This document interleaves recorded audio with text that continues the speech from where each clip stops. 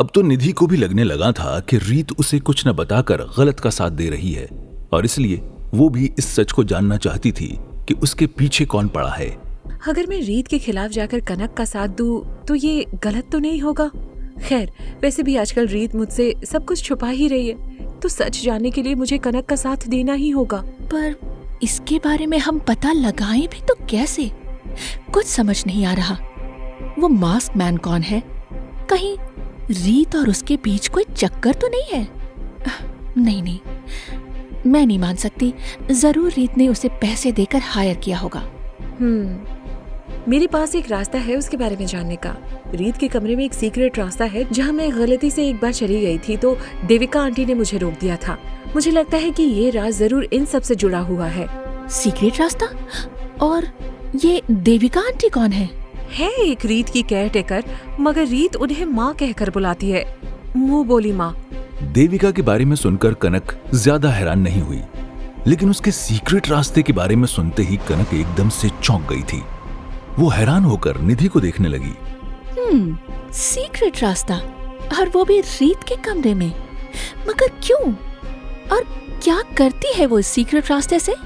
यही तो नहीं पता, और सोचने वाली बात है कि उस तरफ दोबारा ना आने की धमकी भी दी मुझे देविका आंटी ने। निधि की बातों से अब कनक के दिमाग में एक अलग ही प्लान चलने लगा था। ये भी सही, इस देविका का तो कुछ करना ही पड़ेगा। आखिर एक केयर टेकर होकर वो इतना क्यों हक जमा रही है उसके घर में? अब तो मुझे किसी भी तरह उसके घर में जाके इस सच के बारे में पता लगाना ही होगा। निधि, क्या तुम मेरा साथ दोगी? कनक की बात सुनकर निधि के चेहरे पर एक डर उभर आया। वो घबरा कर बोली, लेकिन कनक, हमें ये बहुत ध्यान से करना पड़ेगा। वो मास्क मैन, वो बहुत खतरनाक आदमी है, हर एक चीज की खबर रखता है। और फिर तूने देखा ना, जैसे ही रीत के खिलाफ कोई कुछ करने वाला होता है तो उसके साथ कुछ गलत हो जाता है। तू भी तो पुलिस स्टेशन जा रही थी जब तेरा एक्सीडेंट हुआ। अरे वो तो बस एक इत्तेफाक था। अब इसका सच तो पता लगाकर ही रहेंगे। और हाँ, ये बात सिर्फ हमारे बीच रहेगी। निधि ने हाँ में हाँ मिलाई और फिर दोनों प्लान करने लग पड़े। इधर दूसरी तरफ रीत एक मॉल में थी। शॉपिंग करने के बाद वो नीचे पार्किंग में खड़ी अपनी कार के पास आई ही थी कि तभी वहां किसी ने पीछे से उसका हाथ पकड़ लिया। विक्रम, तुम यहाँ? और इस तरह मेरा हाथ पकड़ने का क्या मतलब है? वो बस तुम्हें यहाँ देखा तो इस तरफ चला आया। वैसे क्या सोचा तुमने? मेरे प्यार का जवाब अभी तक नहीं दिया तुमने। विक्रम की बात सुनते ही रीत का दिल जोरों से धड़क उठा। वो घबराकर अपने आसपास देखने लगी कि कहीं जिंदल फिर से तो उसके आसपास नहीं है। फिर वो अपना हाथ विक्रम से छुड़ाते हुए बोली, विक्रम, मैंने पहले भी कहा था तुमसे कि हम सिर्फ दोस्त बनकर रहेंगे। और हाँ, प्लीज जितना हो सके मुझसे दूर ही रहो। हमारा ऐसे मिलना सही नहीं है। Please try to understand. Vikram एक झटके में उसका कंधा पकड़कर उसके और पास बढ़ा और उसकी आंखों में देखते हुए पूछा, क्या सही नहीं है? हाँ, क्या तुम मुझसे प्यार नहीं करती? मैं अब सच जानता हूँ रीत। भले ही तुम जिक्र ना करो, लेकिन तुम्हारी ये आंखें बताती हैं कि तुम मुझे प्यार करती हो। क्यों तुम सच्चाई से भागती हो रीत? क्या प्रॉब्लम है? प्लीज बताओ मुझे। रीत एक पल को खामोश हो गई। उसकी आंखें नम हो चुकी थीं। छोड़ो, मेरा रास्ता छोड़ो, जाने तो मुझे। रीत, कहीं ये सब उसी मास्क मैन की वजह से तो नहीं हो रहा? मुझे इसके बारे में कोई बात नहीं करनी तुमसे विक्रम। इतना कहकर रीत वहां से जाने लगी, लेकिन तभी विक्रम ने रीत को अपनी तरफ खींचकर उसके चेहरे को अपने हाथों में ले लिया और उसके होठों को चूम लिया। रीत विक्रम को रोक नहीं पाई। धीरे धीरे उसकी आंखें बंद होने लगी और वो विक्रम में समा गई। आई लव यू रीत, आई love you so much.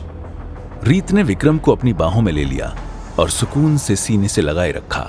I love you too Vikram. Vikram Reet के मुंह से यह सुनकर मानो मन ही मन पागल हो चुका था। उसने खुद को थोड़ा रिलैक्स फील करवाया और रीत से बोला, रीत, मैं हमेशा तुम्हारे साथ खड़ा रहूंगा रीत। तुम्हें कभी किसी से डरने की जरूरत नहीं है। तुम किसी डर की वजह से ही मेरे प्यार को एक्सेप्ट नहीं कर रही हो। प्लीज बताओ मुझे, क्या प्रॉब्लम है? रीत तो अब ये सोचकर घबरा रही थी कि अगर जिंदल को इस बारे में पता चला तो वो विक्रम और उसके साथ क्या करेगा। कोई प्रॉब्लम नहीं है विक्रम। आई थिंक हमें चलना चाहिए। मैं फिलहाल सही नहीं फील कर रही।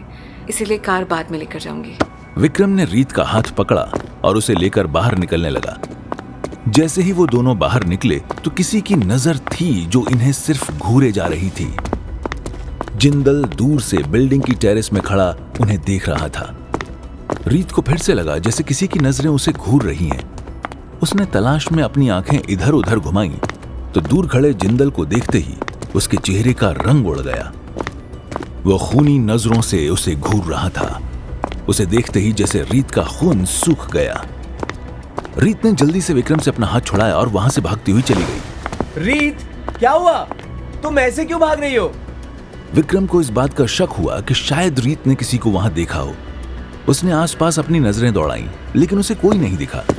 फिर वो पास के ही टॉयलेट के अंदर चला गया। जैसे ही विक्रम अंदर पहुंचा तो उसके बगल में जिंदल आकर खड़ा हो गया, जो इस वक्त मास्क में था। तुम? उसे देखते ही विक्रम गुस्से में उसकी तरफ बढ़ा। तभी जिंदल ने पीछे से अपने हाथ का फंदा उसके गले में डाल दिया। विक्रम उसकी पकड़ से छूटने के लिए हाथ पैर चलाने लगा, मगर जिंदल की पकड़ मजबूत थी। ये सब करके तू बचने नहीं वाला। तू जो भी है, मैं तुझे छोड़ूंगा नहीं। गुनाह भी तुम करोगे और सजा भी तुम दोगे। ये क्या बात हुई?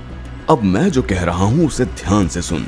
मैंने वार्निंग दी थी तुझे कि रीत से दूर रहना, मगर तू किसी कुत्ते की तरह उसके आगे पीछे जुबान हिलाने से बाज नहीं आया ना? अपनी जुबान को काबू में रख। रीत तुझ जैसे आदमी के साथ कभी रह ही नहीं सकती। तू एक क्रिमिनल है जो इतना ज्यादा इनसिक्योर है कि रीत पर हर पल नजर रखता है। तू जैसे आदमी की किस्मत में कभी प्यार लिखा ही नहीं होता। जिंदल ने गुस्से में उसका सर दीवार से दे मारा, मगर उसे छोड़ा नहीं। मैं इस खेल में किसी का खून नहीं चाहता था, मगर अब लगता है कि तू मेरे रास्ते का सबसे बड़ा कांटा है। अब तुझे खत्म करना बहुत जरूरी हो गया है। क्या विक्रम जिंदल से बच पाएगा? क्या कनक अपने प्लान में सक्सेसफुल हो पाएगी? क्या रीत और विक्रम का प्यार आगे बढ़ पाएगा?